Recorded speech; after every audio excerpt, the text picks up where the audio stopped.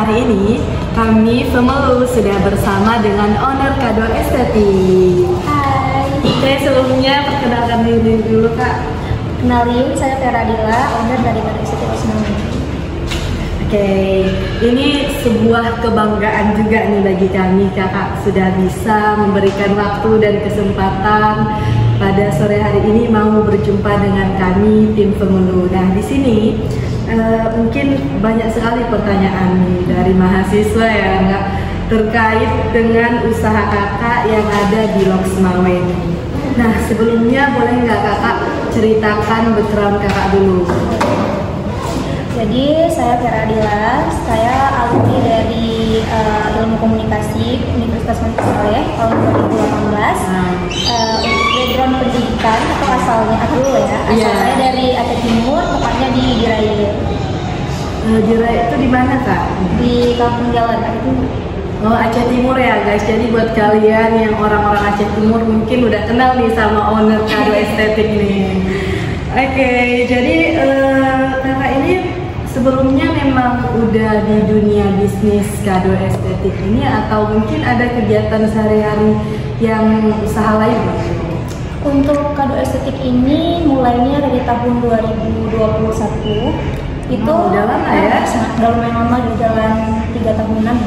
Jadi untuk awalnya kita bangun bisnis ini tuh dari semester pas kakak kuliah, semester 7 atau semester 8. Jadi akhir-akhir. Jadi itu di saat kita hektik-hektiknya mikirin skripsi, jadi itu luar biasa sekali loh Kak bisa. Salah satu cara ada semester akhir untuk survive sebenarnya, dari ya tau lah kondisi semester akhir gimana ya. Mau minta dari orang tua udah nggak enak, ataupun dari yang lain juga lagi hektik nih masalah masalah skripsi gitu kan. Butuh uang, gitu ya kan.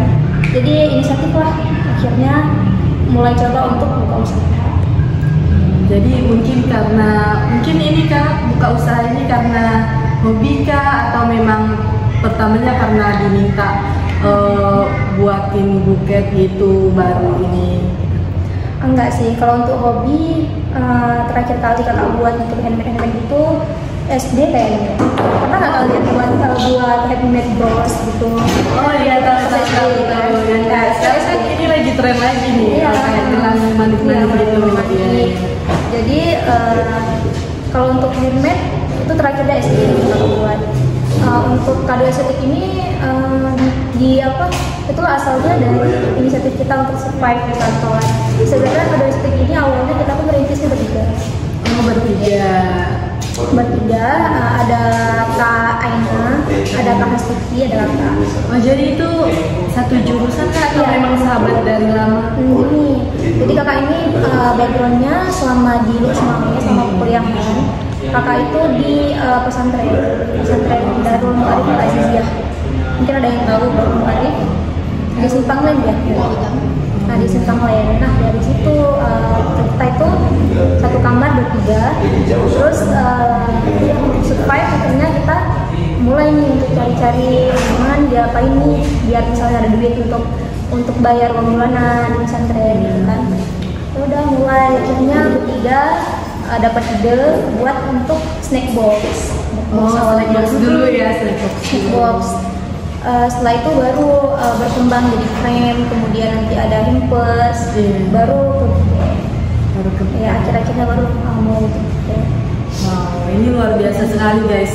Di samping kakak ini sebagai mahasiswa akhir tinggal di Daya ya, kalau namanya itu Daya guys, kalau di Aceh itu pesantren namanya Daya. Jadi kan di balik jadwal di pesantren sama jadwal kita kuliah, terus lagi buka usaha, itu membutuhkan manajemen waktu yang sangat kita improve terus nih kan. Jadi gimana sih cara kakak bagi waktu itu? Kalau untuk di pesantren ini memang kita harus pintar dalam bagi waktu, karena hampir dari setiap bangun tidur sampai kita mau tidur lagi itu memang sangat-sangat full kegiatan. Paginya udah kuliah, terus malamnya udah ngaji. Apalagi kita di semester akhir itu udah kelas 5, Kabid Pendidikan gitu kan. Jadi kakak sendiri Kabid Humas gitu kan. Jadi sesuai ya guys, misalnya anak Ilkom pastinya di Humas gitu. Karena kita juga backgroundnya kalau kakak public speaking. Oh iya, iya kan, jadinya jadi public speaking. Jadi makanya terus untuk ngatur manajemen waktunya, kita biasanya tuh buat buketnya setiap turun lagi. Kita turun lagi jam 11. Jam 11 baru nunggu buket, buat box yang buat misalnya ada orderan. Ya. Mungkin jam tidur juga lumayan lah berantakan ya kalau dulu di pesantren. Gokil guys, kita anak muda sekarang hobinya rebahan, pulang organisasi bukan ngerjain tugas, kita scroll TikTok lagi, Instagram. Kalau kakak ini udah tugas kuliah, tugas dari daya, terus malamnya buat buket bunga untuk survive di finansial lagi. Kita modal minta orang tua pun malas-malas kuliah gitu. Jadi ini sangat pelajaran bagi kami Kak, sangat berharga nih pelajarannya dibalik anak-anak muda Gen Z yang sangat pemalas ya. Nah jadi ini namanya kan kado estetik nih Kak. Nah kado estetik ini ada nggak kisahnya ataupun filosofinya sehingga kakak menamakan usahanya ini adalah kado estetik? Untuk awalnya untuk kado ini sebenarnya itu dari kakak yang kakak ceritain tadi, kita ngawalin kado estetik ini produknya itu snack box sama hampers, makanya namanya kado. Kalau estetik mungkin kakak dan kawan-kawan awalnya sebelum mulai usaha ini kita suka nih foto-foto gitu, foto estetik, foto-foto. Kakak lumayan juga bisa ngedit foto Lightroom gitu kan. Terus bagus respon dari kawan-kawan pas di-upload, oh bagus nih estetik ini. Jadi akhirnya mulailah untuk namanya bisa nih kado estetik, namanya biar beda juga kan dari yang lain. Untuk Lu'us Mawenya kita mungkin nyari segmen pasar yang spesifik, makanya kado estetik sini. Iya, pastinya sebagai owner itu udah paham lah strategi bisnisnya gimana. Apalagi kita backgroundnya dari ilmu komunikasi, gimana kita belajar tentang pemasaran juga ya. Nah, jadi kan dari nama itu mungkin ada nih logo dari kado estetik ini. Iya. Iya, nah dari logonya itu artinya itu apa? Dari logo kado estetik ini? Logo kado estetik itu mungkin udah jelas ya, karena dia itu dalam kadonya gitu. Kado estetik untuk warnanya kenapa coklat? Karena kakak sendiri suka coklat. Terus estetik itu kan istilahnya kayak coklat gitu kan, ya kayak warna-warna gitu ya. Makanya gitu. Nah, ini kakak udah mulai itu dari tahun 2021, cuman untuk buka toko itu dari 2023. Nah, jadi kado estetik itu udah buka 1 tahun ya guys. Alamat lengkapnya di mana Kak? Alamat lengkapnya di Nasak Masjid di Tunda, lewat Polres sebelah kanan. Nah, sebagai owner nih, apa sih motivasi utama kakak untuk menjalankan bisnis ini? Kalau motivasi mungkin lebih ke kalau misalkan kita udah lulus kuliah nih, kalau misalkan kita udah lulus kuliah, pastinya kita sampai ke tahap yang bingung nih mau ngapain lagi gitu kan. Dari banyaknya pekerjaan-pekerjaan di dunia ini, bisa jadi honorer, bisa jadi bekerja di media, bekerja di kantoran, kan banyak. Nah, kakak memilih untuk jadi pengusaha. Kenapa? Karena dua kawan kakak ini yang Kak Astuti sama Kak Aina udah milih untuk program karena kan kita di sini rantauan ya. Iya, survive anak rantau guys. Jadi orang begitu tamat kuliah memutuskan untuk pulang ke kampung masing-masing. Kemudian dengan alasan masing-masing sih, ada yang untuk biar dekat sama orang tua, yang lain-lain. Untuk kakak sendiri, kakak milih untuk tetap di Lu'us Maweng untuk lanjutin usaha ini karena memang kakak merasa usaha ini punya potensi untuk dikembangin. Nah, karena kakak udah milih nih untuk jadi pengusaha, untuk membesarin kado estetik ini, kakak berusaha tanggung jawab terhadap pilihan yang udah kita buat gitu. Jadi untuk motivasinya itu aja paling awal-awal kan, tanggung jawab lah terhadap dari yang dipilih gitu. Iya. Karena kan hidup ini penuh dengan pilihan. Jangan sampai nanti udah milih tetap di sini tapi nge-start kadonya kan enggak. Ya, berbicara tentang tanggung jawab nih Kak. Jadi kan anak muda sekarang kayak suka pelin-pelan gitu kan, udah masuk nggak cocok, bosan, tinggalin gitu. Nah, saran kakak untuk anak muda itu apa sih? Saran dari kakak? Konsisten sih sebenarnya. Kalau misalkan kalian nemuin passionnya apa, sukanya di bidang apa, apa hal-hal yang mau kalian capai, tentunya apa, udah konsisten, udah milih apa passionnya, apa yang mau dijalani itu konsisten. Karena momentum itu selalu datang pada orang yang konsisten. Iya, dimana ada kemauan di situ ada jalan ya. Karena memang kalau memulai usaha susah, memang banyak rintangan-rintangannya. Nah iya, berbicara tentang rintangan nih, pasti dalam setiap usaha itu ada rintangannya ya. Nah bagaimana sih kakak cara kakak menghadapi rintangan yang datang, terus harus menjaga semangat diri dalam menghadapi rintangan itu bagaimana kak? Kalau untuk awal-awal ya kayak Kak bilang tadi ya, kembali lagi ke visi kita masing-masing. Visi kita masing-masing. Kalau kakak memang nggak mau kalah sama diri sendiri gitu ya. Kayak udah ini jalan yang udah aku ambil, aku harus tanggung jawab, ini harus jadi gitu. Untuk sekarang, kalau sekarang kan udah punya toko. Begitu udah punya toko, udah punya tanggung jawab yang berbeda, udah banyak lagi, nggak cuma urusannya tentang diri kita sendiri aja. Jadi udah ada karyawan yang harus digaji, udah ada operasional yang harus ditutupin, udah ada target setiap bulan yang harus dicapai gitu. Makanya untuk motivasi dari tangan-tangan itu memang udah kewajiban dan keharusan. Memang udah harus dipacu, gimana caranya harus dibayar nih karyawannya gitu. Kan nggak mungkin kan nggak dibayar, jadi itu udah jadi motivasi tersendiri juga gitu. Karena kan kita merasa kita itu udah punya tanggung jawab terhadap orang-orang. Nah itulah yang jadi kelebihan dari seorang pengusaha, dimana kita bisa membuka lapangan kerja untuk orang lain. Bener banget ya. Nah, biasanya kakak melakukan apa? Apa sih yang kakak lakukan untuk terus produktif dan nggak gampang menyerah tadinya kan? Jadi misalnya nih kak, ada lah kayak yang misalnya kayak ngejelekin brand kita nih, kayak persaingan, kan kadang ada persaingan yang nggak sehat. Itu cara menanggapi itu gimana? Kalau kakak sih nggak fokus ke orang lain ya, kalau saya orang lain lebih ke upgrade aja produk-produk kita. Pasti dalam usaha ini kita udah melewati masa-masa yang lagi sepi orderan, terus nge-stock, penjualan nge-stock, dan itu memang sebagai pengusaha memang harus inovatif, harus kreatif, memunculkan produk-produk baru. Nah awalnya kan kakak fokusnya di snack box, kemudian frame, lalu hampers, terus setelah itu lanjut ke buket. Nah di buket ini sendiri ternyata nggak cuma cukup di buket aja, harus kita mulai inovasi-inovasi baru untuk bertahan di sebuah bisnis sekarang. Jadi akan mulai dari ke buket balon, terus ada akrilik LED, terus ada papan akrilik, dan sekarang kita udah mulai ke flash molding gitu. Untuk pengusaha kita memang harus selalu belajar update biar nggak ketinggalan. Jadi jangan fokus ke saingannya, tapi fokus ke diri kita sendiri aja. Mau orang jelekin juga, kalau kita bagus ya kenapa?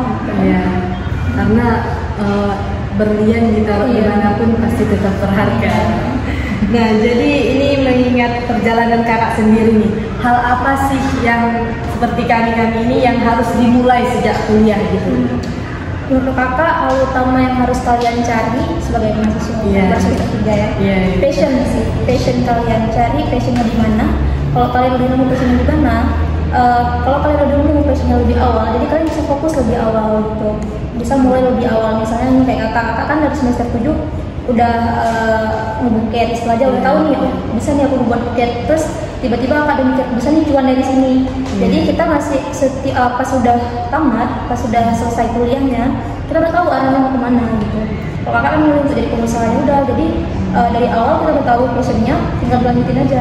Semisal kalian kayak nggak tahu passionnya apa, belum nyari passion nih selama perkuliahan, pas sudah tamat kalian masih bingung mau ngapain nih, jadi masih terombang-ambing, kesini nggak cocok, kesana nggak cocok, jadi masih cocok lagi nih tiap siap tamat gitu, masih harus milih-milih, coba-coba kan. Jadi kalau misalnya kalian dari awal udah tentuin passionnya di mana, udah jalan, bisa jadi kalian bisa lebih cepat untuk sampai ke mimpi kalian. Nah itu kan kakak udah terbilang lah sebagai owner yang sukses, mampu mempertahankan semua, semakin sukses ke depannya nih. Nah pasti kita tuh mendapatkan sebuah pelajaran berharga dalam perjalanan untuk menuju kesuksesan itu. Nah apa sih sebuah pelajaran berharga yang kakak temukan, seharusnya kakak itu menemukannya di awal? Itu yang kakak bilang tadi, passion itu seandainya kakak menemukan passionnya di semester 3 misalnya kayak kalian, mungkin sekarang aku udah 5 tahun, karena dalam jalan bisnis itu minimal kita 5 tahun. baru bisnis itu bisa berdiri gitu. Secuan lah istilahnya kan. Seandainya Kak dari awal udah sekitar 3 tahun nih arahnya mau ngebuket mau jadi pengusaha kan harusnya bisa dari awal untuk fokus jualan gitu kan. Mungkin sekarang udah lebih dari ini gitu. Iya. Jadi itulah yang pertama, kita harus menemukan passion kita itu di mana. Nah, untuk menemukan passion itu kan kita harus mencoba banyak hal. Iya. Jadi untuk bertahan seperti kakak ini itu juga gak mudah, di mana diawali dengan semester 7 padat yang jadwal yang sangat padat gitu. Wow, keren sekali ya. Tapi adakah kakak saat memulai bisnis itu merasa belum punya modal gitu kan? Kita kan kalau mau buka usaha ini kan ya realistis saja. Kalau memang kita menjadi pengusaha pasti ada modal gitu. Untuk pada titik ini awalnya kita modalnya kan kita bertiga. Iya. Awalnya 50.000 per orang, jadi cuma 150 aja. Dan setelah itu cuannya kita dapat 1,5 per orang, jadi hampir ya 4,5 gitu ya. Dari situlah survive, akhirnya kita nih berpikir oh bisa nih lanjutin nih usahanya. Awalnya kan coba-coba kan istilahnya, oh bisa nih lanjutin sampai sekarang. Untuk kakak sampai saat ini awal buka kedai, kalau buka toko mungkin sekitar 5 jutaan, nggak sebanyak yang kita kira. Tapi begitu berjalan, kalau kita pandai pintar untuk manage uangnya, pintar untuk membangun usahanya, alhamdulillah sekarang masih bisa survive dan insya Allah bakalan lebih besar lagi tokonya. Jadi dari awal uang 150.000 itu bertiga ya, bertiga sampai tinggal sendiri, sampai buka toko sendiri gitu. Nah, jadi itu kan sebuah kebanggaan juga di saat teman-teman itu sudah pulang kampung dan kita tinggal sendiri, kita buka usahanya sendiri. Sampai saya juga masih sendiri ya kan? Iya, masih sendiri kayaknya kalau ada yang ini. Mungkin nama Instagram ininya ya, usahanya nama Instagram usaha @karyawisata_semua. Nah, kalau pribadi apa Kak? @veradia. Nah, jadi silakan di follow nanti ya guys. Kakak ini juga masih sendiri. Apa sih alasan kakak ini masih memilih sendiri? Kita masih mau fokus saja sama usaha. Jadi Kak, kan di masa-masa kuliah itu kita adalah yang deket-deketin gitu. Kalau kakak di masa kuliah itu gimana? Masih membuka ruang untuk ya kisah-kisah cinta anak muda di masa mahasiswa, atau kakak memang ngekat bagian itu dan fokus kuliah di pesantren sama usaha? Lebih fokus ke kuliah, pesantren sama usaha, karena 3 itu aja udah habis banyak waktu gitu, bahkan nggak cukup waktunya. Tapi kan Kak, kadang kita merasa sendiri kawan curhat gitu. Enggak sih, kalau di pesantren itu kan rame ya. Oh iya, rame, terus satu kamar bisa bertiga, terus banyak kegiatan juga. Kayak kakak jadi pengurus juga di pesantrennya ya kan. Terus ada beberapa kakak pernah ikut putri komunikasi gimana istilahnya. Jadi banyak kakak putri komunikasi itu di angkatan berapa? Kakak ada 19 di angkatan komunikasi. Putri komunikasi terakhir yang Nasa kenal itu Kak Cetara, kakak kenalnya kan? Cetara 2022 ya. Iya. Ternyata kakak ini juga merupakan seorang putri komunikasi ya, komunikasi minimal ini. Dan itulah mungkin karena ada kegiatan-kegiatan juga, jadi yang ini disampaikan dulu. Iya. Jadi ya yang pertama adalah kita mendekatkan diri juga ya Kak sama yang Maha Kuasa. Mungkin tips suksesnya itu gimana? Tips sukses dari kakak, dari pengalaman kakak mungkin Kak. Kayak misalnya nih tahajud tiap malam nggak pernah tinggal, apalagi kan anak pesantren ya. Jalur lain gitu. Kita kadang bangunnya jam 8 di situ kampus, sekarang pun udah telat masuk kelas ya Kak.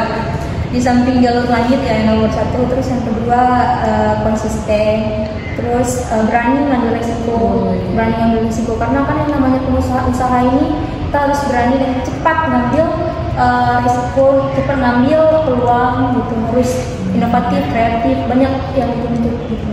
Kalau misalkan kita jadi honorer dan lain-lain, mungkin kita bisa jalan sesuai dengan arus gitu. Iya. Kalau jadi pengusaha ini terombang-ambing istilahnya, dan kita harus berani untuk ngambil resiko. Oke, mungkin pertanyaan dari Nasa itu sudah cukup banyak ya. Dan ini juga mengingat waktu kita yang sangat singkat, dan ini terima kasih banget Kak udah mau jumpa kami dan memberikan pengalaman yang berharga dan pelajaran bagi kami. Semoga Kado Estetik ini makin sukses ke depannya guys, dan memiliki cabang di seluruh Indonesia. Nah, mungkin sekian dari kami. Apa nih Kak jargon dari ataupun tagline dari Kado Estetik kan? Tagline Kado Estetik flower shop ini. Oke. Jadi kita buat ini ya. Kado apa kayak mana? Kado Estetik flower shop ini ya. Ya, oke. Kado Estetik Flower shop. Oke. Jadi mungkin sekian guys dari kami Pemelu. Terima kasih atas waktunya sekali lagi. Semoga kedepannya kita semua juga ikut sukses dan bisa seperti Kak Vera.